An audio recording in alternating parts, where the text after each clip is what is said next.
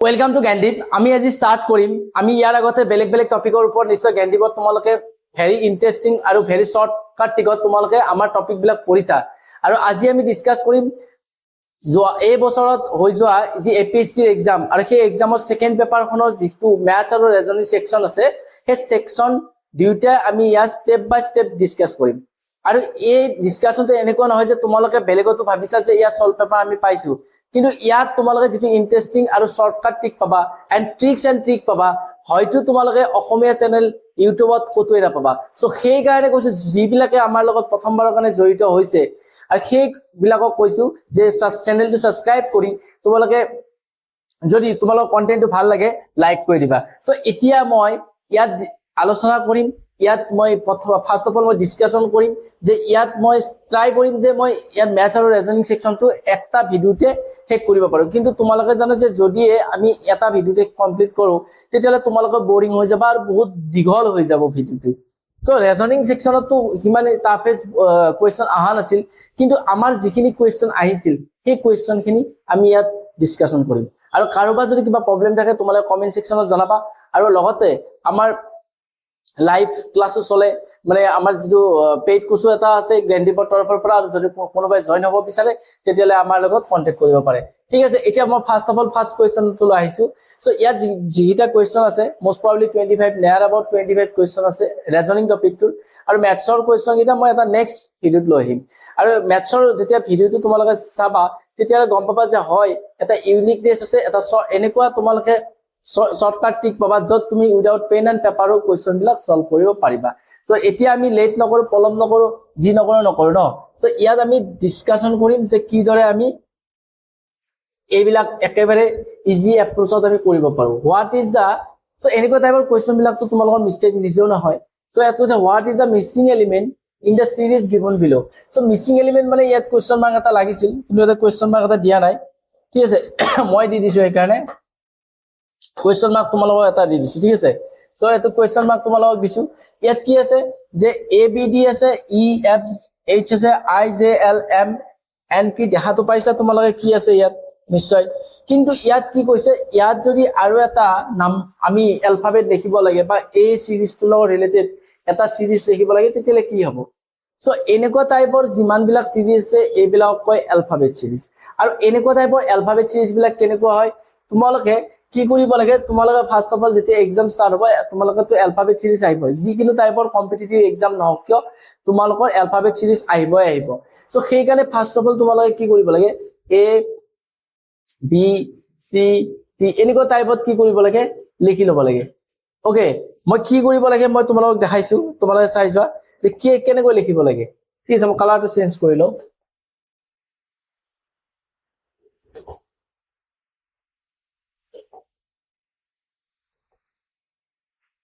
ঠিক আছে, কেনেকৈ চেঞ্জ কৰিব লাগে চোৱা, মানে কেনেকৈ লিখিব লাগে, এনেকৈ লিখিব লাগে। এনেকুৱা টাইপৰ কোৱেশ্চন বিলাকৰ কাৰণ ষ্টাৰ্টিঙত মই অলপ ডিটেইলছত কৈ দিছো কোৱেশ্চনটো।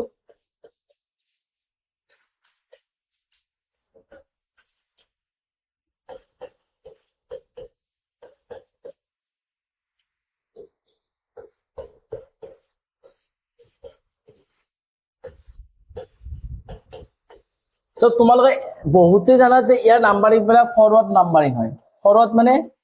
আগৰ পৰা নাম্বাৰিং বিলাক লিখিব লাগে। 6 7 8 9 10 11 এইদৰে 12 13 14 15 16 17 18 19 20 1 2 3 4 5 and 6। সো ব্যাকওয়ার্ড নাম্বাৰিং তো বহুতে একচুয়ালি নেজানে, কিন্তু ব্যাকওয়াৰ্ড নাম্বাৰিং তো also important for alphabet series. Okay, so alphabet series কাৰণে ব্যাকওয়াৰ্ড নাম্বাৰিং তোমালোকে কৰিব লাগিব। ইয়াৰ কোৱেশ্চনটো তেতিয়ালে তোমাৰ যদি এইখিনি নাম্বাৰিং তোমালোকে এক্সাম স্টাৰ্ট হোৱাৰ আগতে যেটো অফলাইন এক্সাম যিমান বিলাক এডিআৰ এক্সপিৰিয়েন্স আছে বা আমাৰ আসাম ষ্টেট গভৰ্ণমেন্টৰ যিমান বিলাক এক্সাম হয় অফলাইন হয়, পেপাৰখনটো ষ্টাৰ্টিঙত দিয়ে, তেতিয়া তোমালোকে এইখিনি কথা লিখি ল'ব পাৰা। ঠিক আছে, 16 17 18 19। সো ব্যাকওয়াৰ্ড নাম্বাৰিং আহিব, কাৰণ ব্যাকওয়াৰ্ড যদি তোমালোকৰ লজিক আহে তেতিয়ালে ধৰিব নোৱাৰা। আৰু সেই কাৰণে কি কৰিব লাগিব তোমালোকৰ ব্যাকওয়াৰ্ড নাম্বাৰিং অলসো ইম্পৰ্টেন্ট। সো মই ইয়াত এটা লাইন হয়তো ড্ৰ কৰিব লাগিছিল বা গ্যাপ হ'ব লাগিছিল। ঠিক আছে, ইয়াত কি হৈছে ফার্স্ট অফ অল আমি কি কৰিছো ফৰওয়াৰ্ড নাম্বাৰিং লিখিছো, তাৰপিছত কি কৰিছো স্যাৰ ব্যাকওয়ার্ড নাম্বারিং লিখিছো forward numbering 1 to 26 backward numbering sir 1 to again 26 right সকলে বুঝি পাইছা নিশ্চয় বুঝি পাইছা যদি কোৱেশ্চনটো আমি চাও স্যাৰ কোৱেশ্চনটো যদি মই চেক কৰো তেতিয়ালে আমি কি গম পাইছো কোৱেশ্চনটো যদি চেক কৰো ওকে এটা উল্টা গাই আছে মানে ঠিক আছে মই যদি কোৱেশ্চনটো চেক কৰো তেতিয়ালে মই 22 ফাৰ্স্ট কোৱেশ্চনটো কৰোৱা গৈছিল ন যে তেতিয়ালে মই স্যাৰ কি আছিল স্যাৰ এ কি আছিল এ এতিয়া এনেকুৱা টাইপৰ এলফাবেট যদি বেছি কৈ থাকে তেতিয়া ফাৰ্স্ট এলফাবেটৰ লগত ফাৰ্স্ট এলফাবেট কম্পেয়াৰ কৰিব লাগে এ ফাৰ্স্টৰ লগত ফাৰ্স্টটো কম্পেয়াৰ কৰা ফাৰ্স্টৰ লগত ফাৰ্স্টটো কম্পেয়াৰ কৰা ফাৰ্স্টৰ লগত ফাৰ্স্টটো কম্পেয়াৰ কৰা নেক্সট ইয়াৰ লগত হেতুৱে সেকেন্ডৰ লগত সেকেন্ডটো কম্পেয়াৰ হ'ব সেকেন্ডৰ লগত সেকেন্ডটো কম্পেয়াৰ হ'ব সেকেন্ডৰ লগত সেকেন্ডটো কম্পেয়াৰ হ'ব সেকেন্ডৰ লগত সেকেন্ডটো কম্পেয়াৰ হ'ব ইয়াত আৰৰ লগত কম্পেয়াৰ কৰি আমি এটা লিখিম সো এজ ওয়েল এজ থাৰ্ডটোৰ লগত থাৰ্ডটো কম্পেয়াৰ হ'ব তোমালোকৰ এতিয়া ক'ব লগা দৰকাৰ নিশ্চয় নাই এতিয়া এৰ পাছত কি আছে স্যাৰ ই তোমালোকে যদি চোৱা স্যাৰ এৰ পাছত যদি ই আহিছে এৰ পৰা ই আউতে কিমান প্লাস হৈ আহিছে স্যাৰ +4 আহিছে মানে 1 এৰ পজিশন 1 আছিল +4 কৰোতে স্যাৰ 5 পাইছো আৰু 5 নাম্বাৰ পজিশনত থকা এলফাবেটটো তাত দেখিছে নেক্সট তোমালোকে যদি চোৱা কোৱেশ্চনটো ইৰ পৰা কি আহিছে স্যাৰ ইৰ পৰা স্যাৰ আই আহিছে ইৰ পৰা কি আহিছে আই তোমালোকে যদি এগেইন আমি যোৱা তেতিয়ালৈ দেখা পাবা স্যাৰ ইৰ পৰা যদি আই আহিব লাগে স্যাৰ এগেইন কি কৰিছে স্যাৰ +4 কৰিছে +4 গলে 5 + 4 means 9 9 আছে নেগে এগেইন নিশ্চয় কি হ'ব 13 আহিব +4 এগেইন কি হ'ব 13 ৰ লগত 17 নম্বৰৰ এলফাবেটটো লিখিব 17 ৰ লগত 4 কৰিলে কিমান 21 নম্বৰৰ এলফাবেট ইউ হ'ব সো ফাৰ্স্ট আমাৰ যেটো এলফাবেট হ'ব হেতু কি হ'ব স্যার ফার্স্ট যেটো এলফাবেট হ'ব স্যার ইউ হ'ব স্যার ফার্স্ট এলফাবেটটো মই ইউ হ'ব এ তোমালোকে কবা যে স্যার ফার্স্ট এলফাবেটটো যদি ইউ হয় তেতিয়ালে স্যার মোৰ এইটো आंसर হ'ব নোৱাৰে এইটো হ'ব নোৱাৰে এইটো হ'ব নোৱাৰে answer will be option number D will be correct answer কিয় কাৰণ তোমালোকে নিশ্চয় গম পাইছে দুটা যেতিয়া চেক কৰিবা ইয়াত 4 নিশ্চয় এইটো 4 হ'ব দুটা যদি সেম এপ্ৰোচ হয় তেতিয়ালে ডেফিনেটলি সেই এপ্ৰোচটোৱে মানে কন্টিনিউ হ'ব ঠিক আছে সেই কাৰণে আমাৰ ইয়াত কি কৈছো যে স্যাৰ ইয়াত যেতিয়া মোৰ ফার্স্ট এলফাবেট 4+ আছে 4+ আছে 4+ আছে নেক্সট যেটো আছে এলফাবেট আমাৰ কি হ'ব স্যার ইউ হ'ব ইউ ফার্স্ট এলফাবেট ইউ হ'ব কিন্তু ফার্স্ট এলফাবেট ইউ এটা অপশনতে দিয়া আছে option number D so option number D will be correct answer সকলে বুজি পাইছা নিশ্চয় সকলে নিশ্চয় বুজি পাইছা ঠিক আছে যদি কাৰোবাৰ ডাউট থাকে তোমৰা কমেন্ট কৰি জনাব পাৰা মই পিছত হলস তোমালোক आंसर দি দিম ঠিক আছে সো লাষ্টৰ পৰা 22 নাম্বাৰটো আই গল ন সো ফাৰ্স্ট কোৱেশ্চন আছে এইটো সো ফাৰ্স্ট কোৱেশ্চনটো এইটো চোৱা কি আছে এলফাবেট সিৰিজটো নিশ্চয় গম পাইছা তোমালোকে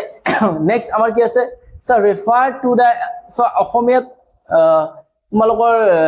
এপিএসসি এক্সাম মানে পেপাৰখন নাহে কিন্তু মই কোৱেশ্চনটো অসমীয়াত মাটি দিম বুজাইও দিম তোমালোকৰ ইয়াত অসমীয়াত ডিটিপি কৰা হোৱা নাই ঠিক আছে এই কাৰণে so refer to the alphanumeric series so alphanumeric series কাক কয় সো যত এলফাবেটো থাকিব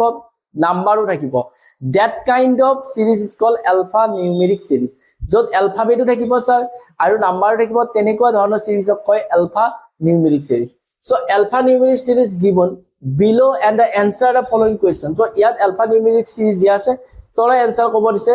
how many vowels in the above arrangement are preceded by a symbol so তোমালোকে question টো নিশ্চয় বুজি পাইছা যে a alpha numeric series তো আছে this is a alpha numeric series a alpha numeric series তোৰ কিমানটা ভাৱেল এনেকুৱা আছে যত কি আছে preceded by symbol ভাৱেলটো গম পাইছা পাঁচটা ভাৱেল থাকে a e i o u আৰু সেই পাঁচটা ভাৱেলৰ ভিতৰত preceded by a symbol মানে এনেকুৱা কিমানটা ভাৱেল আছে যি ভাৱেল বিলাক কি হয় sir preceded by a symbol মানে সিম্বলৰ পিছত আছে a alpha numeric series টো বিচাৰি পৰিছে এনেকুৱা preceded means পিছত মনত ৰাখিবা preceded by a symbol সিম্বলৰ পিছত স্যাৰ এনেকুৱা কিমানটা ভাৱেল আছে যি কি কৈছে preceded by a symbol মানে সিম্বলৰ পিছত আছে সিম্বলৰ পিছত ভাৱেল সিম্বল মানে কি চিন সাইন যিবিলাক আছে যেনে ষ্টাৰ আছে যেনে এন্ড আছে @ আছে হ্যাশট্যাগ আছে মানে কি আৰু এটো এন্ড আছে সো এগেইন এইবিলাক কি হৈছে আমাৰ এইবিলাক আছে সিম্বল ঠিক আছে এই সিম্বলৰ পিছত কেইটা ভাৱেল আছে এটো কাউন্ট কৰিব দিছে স্যাৰ ষ্টাৰ আছে সিম্বল ইয়াৰ পিছত ভাৱেল আছে নেকি স্যাৰ নাই এগেইন সিম্বল কেইটা চোৱা কাৰণ সিম্বলৰ পিছত ভাৱেলটো কাউন্ট কৰিব স্যাৰ এটো সিম্বল ইয়াৰ পিছত এটা ভাৱেল আছে সো এটো এটা হ'ব স্যাৰ দিস ইজ সিম্বল, সিম্বলৰ পিছত ভাৱেল নাই। স্যাৰ দিস ইজ সিম্বল, সিম্বলৰ পিছত স্যাৰ ভাৱেল আছে। সো কেইটা হল আমাৰ সিম্বলৰ পিছত ভাৱেল? সো দুটা। So option number 2 will be correct answer. মই এইটো লিখা নাই, সিম্বলৰ পিছত ভাৱেল নাই, মই সেইটোৱে কৈছো, ঠিক আছে। সো ইয়াতে সিম্বলৰ পিছত ইয়াত ভাৱেল আছে আৰু সিম্বলৰ পিছত ইয়াত ভাৱেল আছে। সো অপশন নাম্বাৰ বি অৰ্থাৎ 2 will be correct answer. So এতিয়া ইয়াত কি দৰে চোৱা, এপিএসসি পেপাৰখন তোমাৰ ৰেজনিঙৰ যি টপিক আছে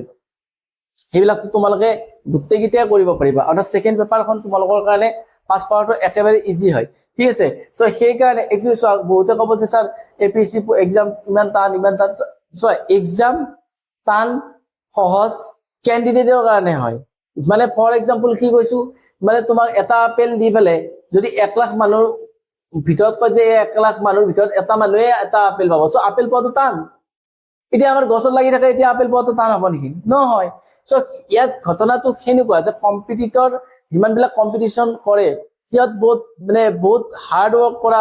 বহুত ভাল প্ৰিপাৰেচন কৰা ষ্টুডেন্ট থাকে, যাৰ কাৰণে কি হয় খুব কম ল'ৰা ছোৱালী চিলেক্ট হয় আৰু পোষ্টৰ সংখ্যাও as well as third grade fourth গ্ৰেডতকৈ যিহেতু কম হয়। সো সেইকাৰণে পোষ্ট কম কিন্তু কেণ্ডিডেটৰ সংখ্যাও বহুত বেছি হয়, সেইকাৰণে কম্পিটিশনটো টান হয়, ঠিক আছে। সো ইয়াত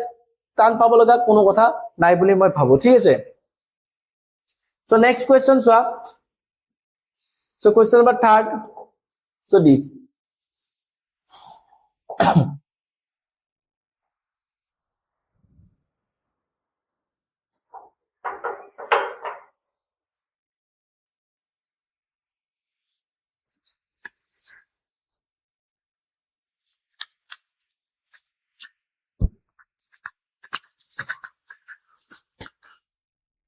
So our next question আছে কি আছে, which of the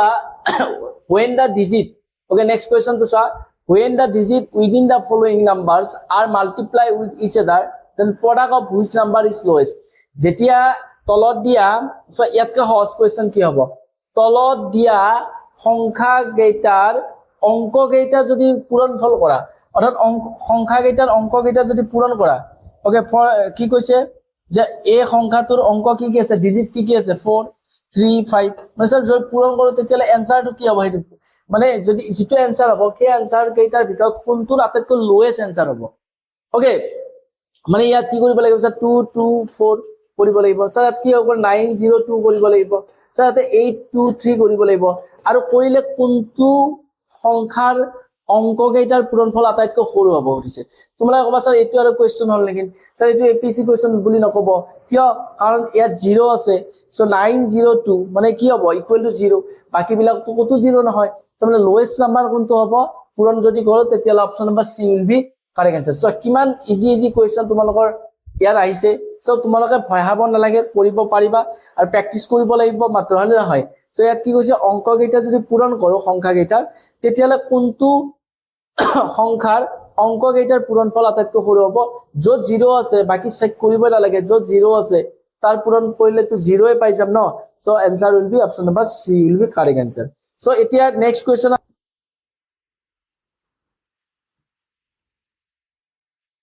সো আমাৰ নেক্সট কোৱেশ্চন আছে কোনটো কোৱেশ্চন, যে এইটো কোৱেশ্চন আছে,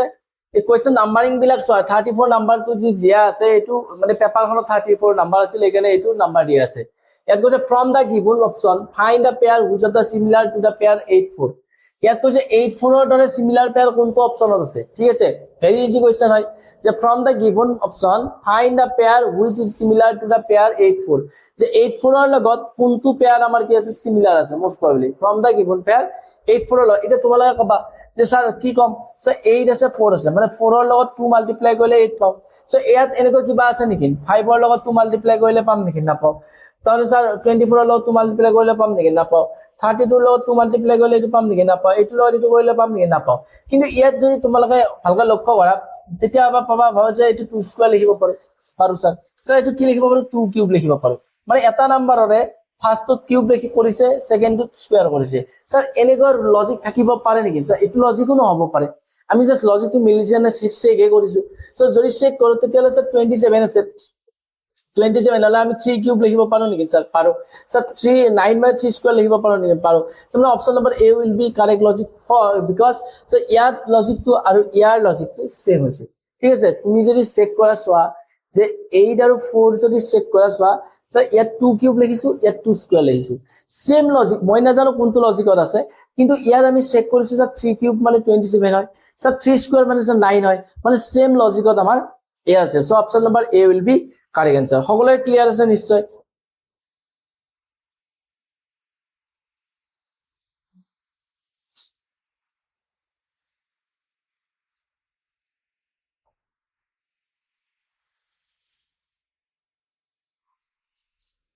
So our next question to ever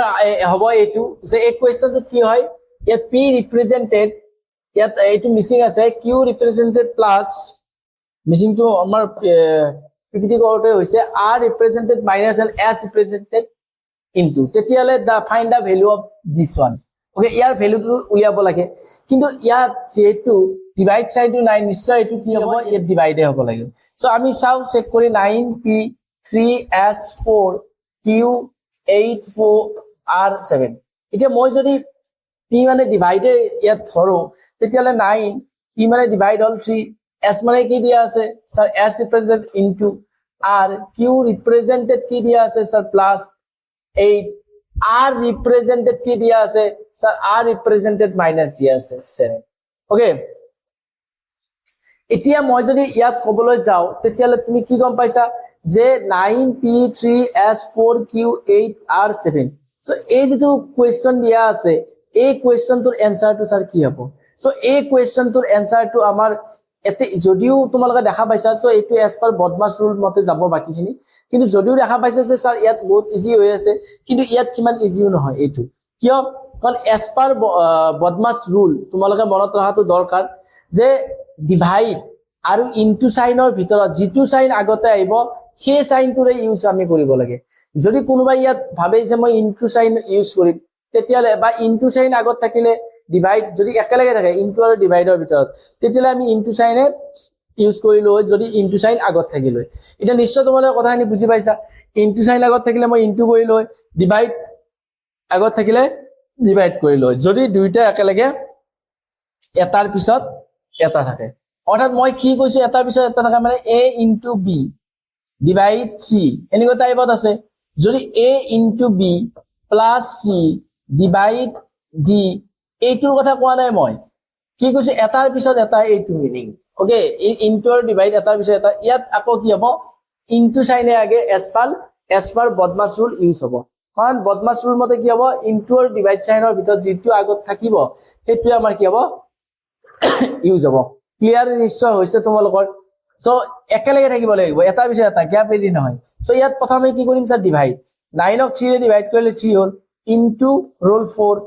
plus 8 ৰ পৰা 7 গলে স্যার কিমান স্যার 1 সো 12 প্লাস 1 মানে কি হ'ল sir 13 so option number D will be correct answer বহুত ইজি কোয়েশ্চন হয় কিন্তু এই কোয়েশ্চনটো মিস্টেক হ'ব যদি তোমালোকে ইনটু সাইনটোৰ আগতে কৰা ঠিক আছে সো আমাৰ নেক্সট কোয়েশ্চন আমি যাম সো মই কৈছো গোটেই কোয়েশ্চন বিলাক নকৰা ইয়াত বাকি যিখিনি ম্যাথছৰ সেকশন আছে সেইখিনি কোয়েশ্চন মই বেলেগ ক্লাছত লৈ আহিম সো ইয়াত কোয়েশ্চন কি আছে চোৱা ইয়াত কৈছে south is related to so যদি মই east west north and south এই চাৰিটা ভাগত ভাগ কৰো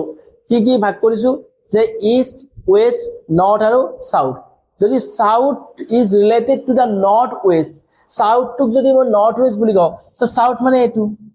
নর্থ ওয়েস্ট বুলি ক'লে স্যার কোনটো হ'ব নর্থ আৰু এটো ওয়েস্ট সো নৰ্থ ওয়েস্ট বুলি ক'লে স্যাৰ ইয়াৰ মাজৰটো আহিব মানে তোমালোকে কম যে সাউথ টুক মই যদি এইফালে নর্থ ওয়েস্ট কৈছো স্যার মই ঘড়ীৰ কাটাৰ দিশত গৈছো নে নাপা মই ঘড়ীৰ কাটাৰ দিশত গৈছো তোমালোকে কবা স্যাৰ গৈছে আপুনি ঘড়ীৰ কাটাৰ দিশত যদি মই ঘড়ীৰ কাটাৰ দিশত গৈছো কিমান ডিগ্ৰী গৈছো স্যাৰ প্ৰত্যেকটো এটা ইয়াৰ পৰা ইয়ালে এলে 90 ডিগ্ৰী আহে আৰু ইয়াৰ পৰা এখিনি মাজত আহিলে 45 ডিগ্ৰী মানে 125 ডিগ্ৰী মই ঘড়ীৰ কাটাৰ দিশত গৈছো এইবাৰ নেক্সট কৈছে same with west is related to তেতিয়ালে ওয়েস্ট মানে কি হ'ব স্যাৰ ওয়েস্ট এটো আছে স্যাৰ ইউ ঘড়ী কাটাৰ দিশত যাব কিমান যাব 125 ডিগ্ৰী এটো 90 ডিগ্ৰী গল ইয়াৰ 25 মানে ইয়াৰ মাজত গলি আহিব মানে এটো ডাইৰেকশন হ'ব এই ডাইৰেকশনটো কাৰ মাজত আছে এই ডাইৰেকশন নৰ্থ আৰু ইষ্টৰ মাজত আছে মানে answer will be north east option number D will be again correct answer clear নিশ্চয় তোমালোকে গম পাইছা ইজি কোয়েশ্চন হয় এইবিলাক একেবাৰে ইজি কোয়েশ্চন হয় okay So the next question, sir. So next question ki diya ase etu. Yat ki question diya ase sir.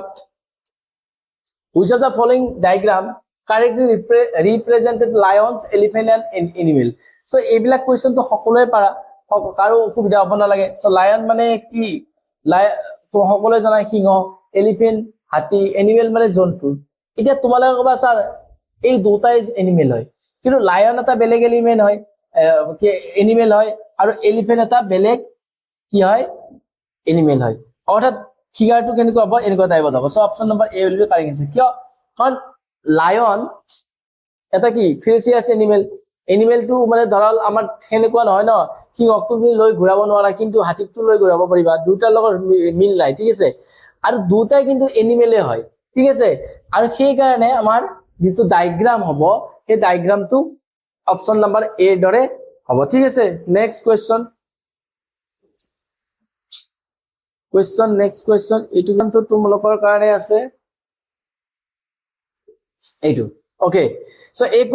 Question বিলাক তোমালোকৰ ফাইন্ড দা অড ওয়ান আউট এই বিলাক তো তোমালোকে গম পোৱা যে এই বিলাক বহুত ইজি টাইপৰ কোৱেশ্চন হয় নহয় সো ইয়াত কৈছে which of the following does not belongs to the rest of the group so ইয়াত এই চাৰিটা অপচন দিয়া আছে সেই চাৰিটা অপচনৰ ভিতৰত এটা অপচন কি হ'ব বাকি বিলাকতকৈ অমিল হয় বাই ক্যাৰেক্টাৰ বিহেভিয়াৰ ওকে সো এতিয়া এই গুটেই বিলাকৰ ভিতৰত কোনটো এক্সট্ৰা হয় সো তোমালোকে সব ব্ৰাছ ব্ৰঞ্জ স্টেইনলেস ষ্টীল এই গুটেই বিলাক তোমালোকে যদি অলপ আইডিয়া আছে তেতিয়ালে তোমালোকে নিশ্চয় গম পাবা all R alloy so alloy means কি হয় সো এলয় মানে আছে ধাতু কল্প সো ধাতু কল্প মানে কি হয় যে এলয় তাক কয় যাক ধাতু নাইবা অধাতুৰ লগত আমি কি ধাতুৰ লগত বেলেগ ধাতু নাইবা ধাতুৰ লগত বেলেগ অধাতু লগ লগাই পালে যদি আমি বেলেগ এটা মেটাৰ এটা প্ৰডিউস কৰো তেতিয়ালে এটো কৈছা এলয় যেনে ই পিওৰ ধাতু নহয় যেনে মই তোমালোকক যদি কও স্যাৰ মই ধৰল সাপোজ কৈছো যে কপাৰ লগত স্যাৰ মই জিংক লগাই দিলো তেতিয়ালে মই কি পাইছো যে তেতিয়ালে মই এটা কি পাই যাম এলয় পাই যাম এটা স্যাৰ কপাৰটো কি হ'ব স্যাৰ এটা সম্পূৰ্ণ এটা এলিমেন্ট হয় যেটো আমি নেচাৰত পাই যে এলুমিনিয়াম সম্পূৰ্ণ এটা এলিমেন্ট হয় যেটো নেচাৰত পোৱা যায় এইবিলাক নেচাৰত পোৱা নাযায় এইবিলাক আমি কি কৰো বনাও বেলেগ ধাতুৰ লগত বেলেগ মেটেলৰ লগত নন মেটেল লগ লগাই নাবা মেটেলৰ লগত মেটেল লগ লগাই আমি কি কৰো এনেকুৱা টাইপৰ এলয় বিলাক বনাও কিন্তু এলুমিনিয়াম যেটো আছে this is nature created by nature so এটো আমি নেচাৰত ডাইৰেক্টলি পোৱা পাইছো পিওর ফর্মত ঠিক আছে this is call odd one out for this question odd one out will be option number C কি হ'ব অ্যালুমিনিয়াম সকলো ক্লিয়ার নিশ্চয় হৈছে আৰু বাকি বিলাক কি নহয় ব্ৰাছ তোমাৰ জানা ব্ৰঞ্জ তো জানা তোমালোকে স্টেইনলেস ষ্টীল যিবিলাক আমি আজিকালি যিবিলাক স্কেল ইউজ হয় তোমালোকে দেখা পাইছা স্কেলডাল অলপ চিকমিকিয়া হয় বা ভাল হয় তাই বৰহনে লোহাৰ যেটো স্কেল বুলি কও সেইডাল এক্স্যাক্টলি হৈছে stainless steel okay stainless steel কোৰ পৰা বনোৱা হয় সো হেতু এটা এলয় হয় বেলেগ মেটেৰিয়েল কি হয় হেৰ লগত মেটেলৰ লগত ইয়াক কম্বাইন কৰি বেলেগ এনেকুৱা এলয় বনোৱা হয় ঠিক আছে সো এলয় মিন্স ইয়াত যদি মই এলয়ৰ কথা ক'বলৈ যাও তেতিয়ালে দিগল হৈ যাব ওকে স্টেইনলেস ষ্টীল কিহৰ পৰা বাকি বিলাক কিহৰ পৰা ঠিক আছে সো নেক্সট কোৱেশ্চন আছে এইটো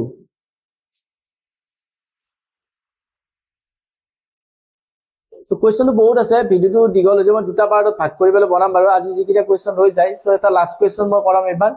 আজি যিকিটা কোৱেশ্চন ৰৈ যায় সেই কোৱেশ্চন কিটা মই বেলেগ ভিডিওত কৰাম ঠিক আছে আজি যিকিলা কোৱেশ্চন ৰৈ যায় সো ৰিজনিংৰ দুটা ভিডিও হ'ব আৰু মেথছৰ দুটা পাৰ্টত মেথছত মই তোমালোকক মই এটা গ্যাৰান্টি দিব পাৰো প্ৰত্যেকটো এনেকুৱা মেথছ তোমালোকে শৰ্ট ট্ৰিকত পাবা যেটো মেথছ তোমালোকে ভাবিছিল যে মই জীৱনত হয়তো এই টপিকটো যিবিলাকৰ মেথছ ইজি পোৱাটো ভেৰি গুড আৰু বহুত ভাল কথা হয় কিন্তু যিবিলাকৰ মেথছ প্লান পোৱা আৰু তোমালোকে ভাবিছা যে মই কেনেকৈ ফৰ্মুলা মনত ৰাখিম কেনেকৈ মেথছ মনত ৰাখিম সো তেনেকৈ যদি ভাবিছা তেতিয়ালে তোমালোকে আমাৰ মেথছৰ ক্লাছ কৰি চাব পৰা তাৰ পিছত তুমি গম পাবা যে কোনো ধৰণৰ without formula without pen paper মই হেতু গ্যাৰান্টি তোমালোকৰ মেথছ ভাল পোৱা হৈ যাবা আৰু মেথছটো তোমাৰ কাৰণে বহুত বেছি ইজি হ'ব ঠিক আছে আৰু সেই কাৰণে চেনেলটো যদি এতিয়ালৈ কোনোবা সাবস্ক্ৰাইব কৰা নাই তেতিয়ালে চেনেলটো সাবস্ক্ৰাইব কৰিবা আৰু তোমালোকে ফ্ৰেণ্ডৰ মাজত শেয়াৰ কৰি দিবা ঠিক আছে এতিয়া a person start from a point a and travel 3 km eastward so ইয়াত এইটো ডাইৰেকচনৰ maths okay east west north south এতিয়া ইয়াত কি হৈছে a person start from a point A and travel 3 kilometre eastward এজন পাৰসন আছে যি এৰ পৰা স্টাৰ্ট কৰিছে আৰু 3 কিলোমিটাৰ ইষ্টৰ ফালে গৈছে to a point B লৈ then the turn left okay তাৰমানে ধৰক A এতে আছে মই ইয়াতে ধৰিলো সি ইষ্টৱৰ্ড মানে ইষ্টৰ ফালে গৈছে কিমান আহিছে 3 কিলোমিটাৰ ইষ্টৰ ফালে আহিছে আৰু সি 3 কিলোমিটাৰ ইষ্টৰ ফালে আইফালে কি পাইছে স্যাৰ সি 3 কিলোমিটাৰ ইষ্টৰ ফালে আইফালে স্যাৰ পাইছে B পজিশন হি পাইছে 3 কিলোমিটাৰ ইষ্টৰ ফালে আহি and then turn left তেতিয়া চোৱা তোমালোকে এটা কথা মাইন্ড কৰিবা তুমি যেতিয়া ইয়াত লিখি ৰাখিবা তোমাৰ ৰাইট টু ৰাইট হয় তোমাৰ লেফট টু লেফট হয় যেতিয়া তুমি উপৰ ফালে যাবা উপৰৰ ফালে যাবা তুমি যাবা যেতিয়া উপৰৰ ফালে যাবা মই কি কৈছো যদি উপৰৰ ফালে যোৱা তোমাৰ এটো ৰাইট টু হাতৰ রাইটখন যিফালে আছে রাইট হয় লেফট টু লেফট হয় কিন্তু তুমি যদি তল ফালে আহা তোমাৰ লেফট টু কি হ'ব তোমাৰ যদি ৰাইট টু লেফট হ'ব আৰু লেফট টু কি হ'ব রাইট হ'ব যদি তুমি তল ফালে আহা ঠিক আছে কারণ তুমি উল্টা যাই উপৰ ফালে যদি যোৱা তেতিয়ালে তোমাৰ কি হ'ব সো এজন মানে উপৰ ফালে থাকিলে তাৰ রাইট টু এটো সাইড থাকিব লেফট টু এটো সাইড থাকিব এটা হি যদি এফালে ঘুৰি যায় তাৰ মানে নিশ্চয় ৰাইট টু আমাৰ কি হ'ব তল ফালে থাকিব ঠিক আছে রাইট টু হলে কি থাকিব তল ফালে থাকিব এতিয়া এটা কি গম পাইছা এতিয়া কৈছে then turn left and travel 4 kilometre to the reach point C এটা হি লেফটৰ ফালে গৈছে লেফটৰ ফালে মানে স্যাৰ লেফট এফালে আছিল মানে কি লেফট এন্টি ক্লকৱাইজ ডাইৰেকচনৰ ফালে হয় ঠিক আছে স্যাৰ কি লেফটৰ ফালে গৈছে কি আছে 4 কিলোমিটাৰ লেফটৰ ফালে গৈছে এটা সব মই যেটো কোৱেশ্চন ডিসকাস কৰিছো সব কোৱেশ্চনটোৰ ভিতৰত সোমাই নাযাও ঠিক আছে তোমালোকে যদি ইয়াৰ আমাৰ চেপ্টাৰ ওয়াইজ টপিক ওয়াইজ পঢ়িব ইচ্ছা কৰিছা তেতিয়ালে আমাৰ ক্লাস বিলাকত পাই যাবা okay 4 kilometer to reach point C what is the distance between the point A C so ইমান ইজি কোৱেশ্চন A আৰু C ৰ মাজৰ ডিসটেন্স কি হয় তোমালোকে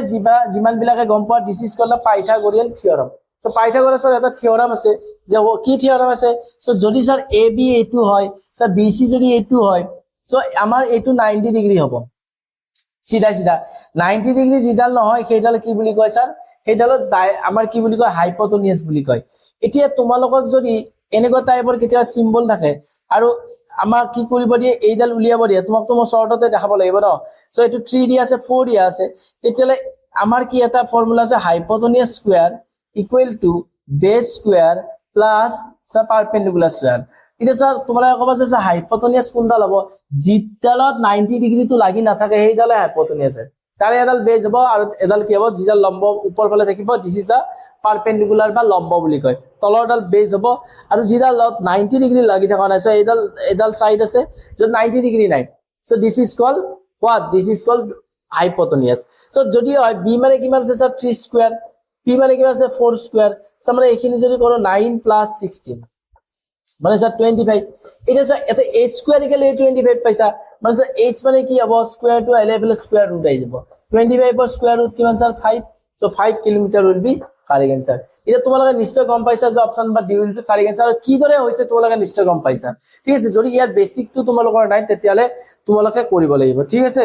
কাৰোবাৰ প্ৰবলেম যদি আছে আমাৰ লগত জড়িত হ'ব বিচাৰে মই বাৰ বাৰ মেনশন কৰি আছো বাকি ৰিজনিংৰ যিখিনি টপিক ইয়াত ৰৈ গ'ল ওকে বা ৰৈ যাব সেইখিনি আমি নেক্সট ভিডিওত আমি কৰাই দিম যাতে তোমালোকে বহুত বেছি দীঘল হৈ নাযায় ঠিক আছে তোমালোকৰ কাৰণে ভিডিওটো যাতে বহুত বেছি দীঘল হৈ নাযায় সো সেই কাৰণে আমি কি কৰাম যে এনেকুৱা কৰাইছো যে তোমালোকে স্টেপ বাই স্টেপ বা আমাৰ কি হয়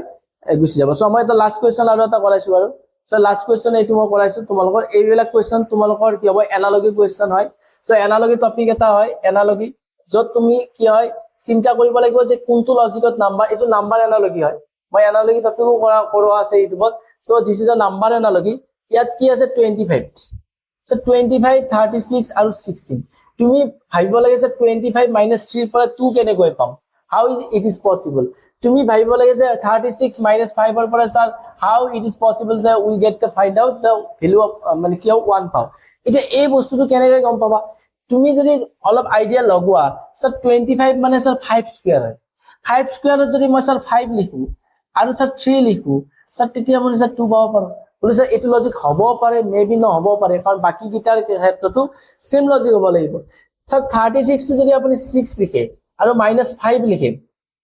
36 মানে কি স্যাৰ 6 স্কয়াৰ তাৰে এটা 6 লিখিছে -5 লিখিলে স্যাৰ 1 পাম ৰাইট এটো লজিক হয় যেন লাগিছে এবাৰ 16 মানে স্যার 4 স্কয়ার স্যার আমি যদি এটা 4 লিখো -4 লিখো তাহলে ইকুয়াল 0 মানে definitely this will be correct logic for this question so এই কোয়েশ্চনটোৰ কাৰণে এটোই লজিক হ'ব সো এই লজিকটো মানে কি হ'ব স্যার 81 মানে কি লিখিব পাৰো স্যার 9 স্কয়ার -5 সো মানে 9 square -5 means also we can write as per logic okay as per logic যদি চাও 9 স্কয়ার আছে না 81 মানে সো 9 লিখিম এটা 9 লিখিম 9 - 5 মানে কি হ'ব so 4 will be correct answer option বা C will be correct answer ঠিক আছে সো মই বাকি যিমানখিনি কোৱেশ্চন ৰৈ গ'ল এই ৰিজনিং টপিকত আৰু এটা ভিডিও বনাম আৰু সেই ভিডিওটো বনাই পেলাই তোমালোকক ইয়াত মানে দুটা ভিডিওত তুমি গোটেই ৰিজনিং খিনি পাই যাবা আৰু দুটা ভিডিও গোটেই মেথছ খিনি পাই যাবা সো এইদৰে তোমালোকে যদি জ্ঞান দিবৰ লগত জড়িত হ'ব বিচাৰা আৰু লগতে তোমালোকৰ প্ৰিপাৰেচনটো একেবাৰে সহজ কৰিব বিচাৰা তেতিয়াহ'লে আমাৰ চেনেলটো সাবস্ক্ৰাইব কৰি আৰু যিমান পাৰা ফ্ৰেণ্ডৰ মাজত শ্বেয়াৰ কৰি দিবা সো ভিডিওটো চোৱাৰ কাৰণে থ্যাংক ইউ সো মাচ